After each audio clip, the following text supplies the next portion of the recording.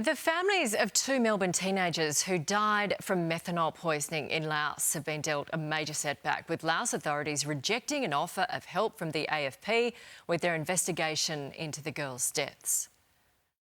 I have to report, sadly, to the House that at this point the Laos authorities have not taken up that invitation. We will continue to press Laos to pursue this investigation.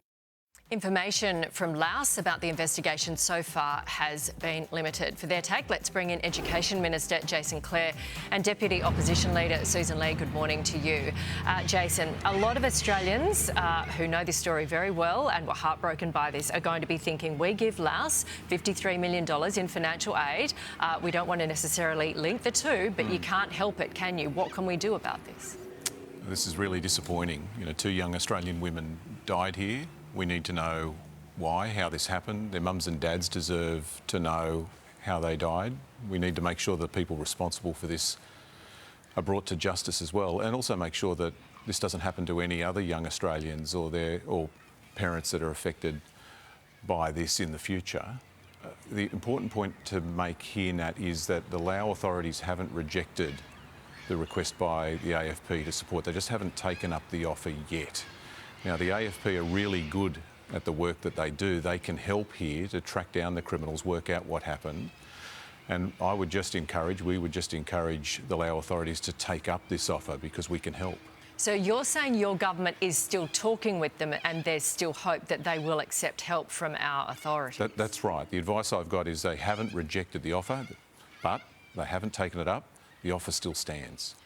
Sussan, you've got the parents of Bianca and Holly who are making heartbroken statements like any parent would about this. Is there any way that, you know, we can get answers anywhere here? Because it just feels so frustrating for everyone.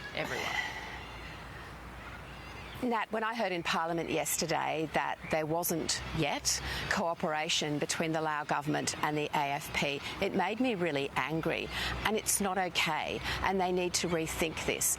There's clearly a problem in this country with bootleg alcohol, and that does involve the government. And as you said, $53 million of foreign aid is going to the country in this financial year, and we're helping them a lot, and they need to help us. They need to help us, and we need justice for Holly and Bianca. So, Sussan, do we hang it over their heads with the financial aid? Threaten to withdraw it? I'm not saying we do that, Nat, but we do need to remind them that we help them a lot, and it is just not okay for them not to cooperate in something that does involve actions within their country. It's terribly distressing. Every time we see the families talk about this, you know, as a mum, I remember when my girls went overseas at that age, it is just heartbreaking, and it is just not good enough. So let's keep working hard on this, because that justice is needed. Yeah, well, it sounds, with what Jason's just said, it sounds like the government is still in contact. Moving on, Opposition Leader Peter Dutton has applauded a move by US President Donald Trump to ban transgender athletes from competing in women's sport. After Mr Trump declared that the war on women's sport is over, Mr Dutton weighed in, saying it is not in the spirit of sport to let transgender athletes compete. Sussan, do you back the ban in the US too?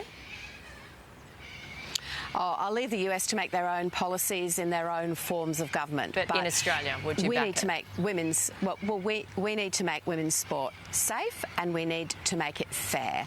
And when I talk to mums, when I talk to athletes, and when I talk to sporting bodies, that's where they all land. That it needs to be safe and it needs to be fair. Yeah, Jason, there's I think a 70 to 80% support for this in the US. Where does the government stand on it? I agree with Sussan on this. Just a bit of common sense. Make sure that it's fair, make sure that it's safe. The individual sports set the rules now. They've just got to make sure that there's a healthy dose of common sense applied here to make sure that it's safe for our kids and fair. The last thing you want is politicians fighting about this, and that's why I'm so glad to hear what Sussan said just a moment ago.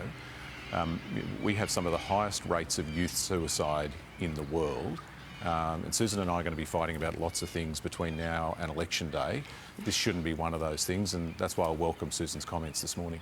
So when you see that you've got the president banning transgender athletes in women's sport, what does that make you feel? My reaction, like Susan's, is the sports should decide this. Okay. Make sure that they do it in a way that's safe and fair. Don't drag the politicians into this and make the politicians fight over this. It's not in the interest of our children or our parents. Okay. Thank you both. We will see you next week.